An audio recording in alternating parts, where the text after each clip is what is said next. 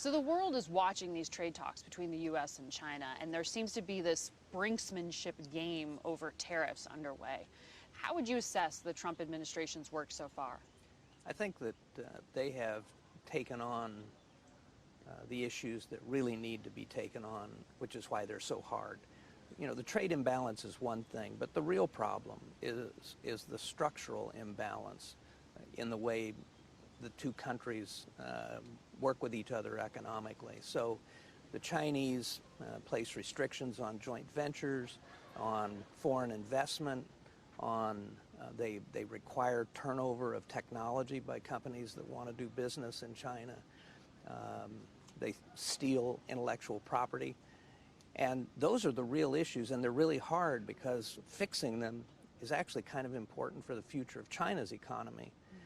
But they're also politically very hard in China. And I think what the administration is trying to do, you know, the president talks a lot about the trade imbalance, but I think the real sticking point in these negotiations has been on how do you solve these structural imbalances that have disadvantaged U.S. and other foreign companies wanting to do business in China for so long.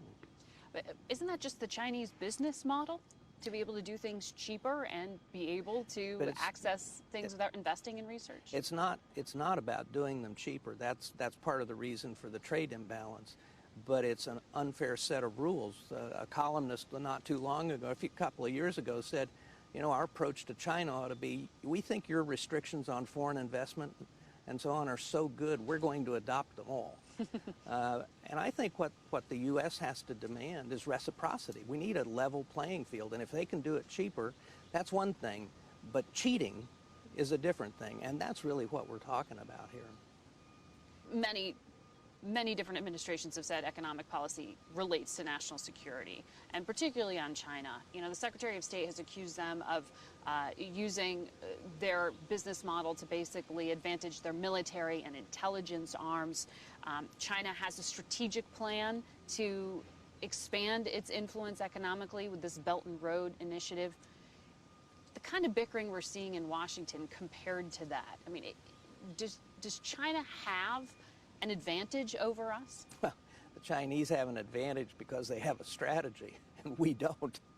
I mean, they really, whether it's China 2025 in terms of advancing their technologies like quantum computing and artificial intelligence and robotics and stuff, or where they want to be economically in 2030, they have set goals. They have a strategy for achieving those goals.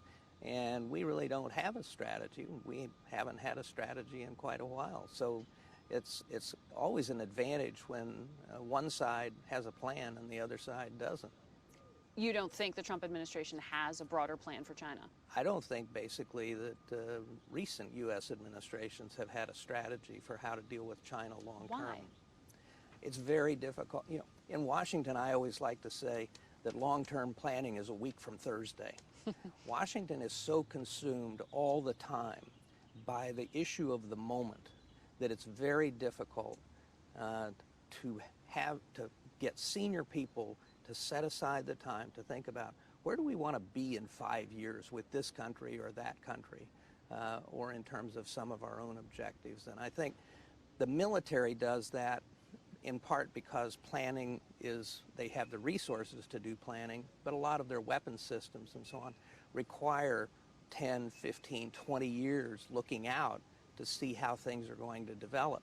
But the military can't do this on its own. It needs to be basically a whole of government strategy.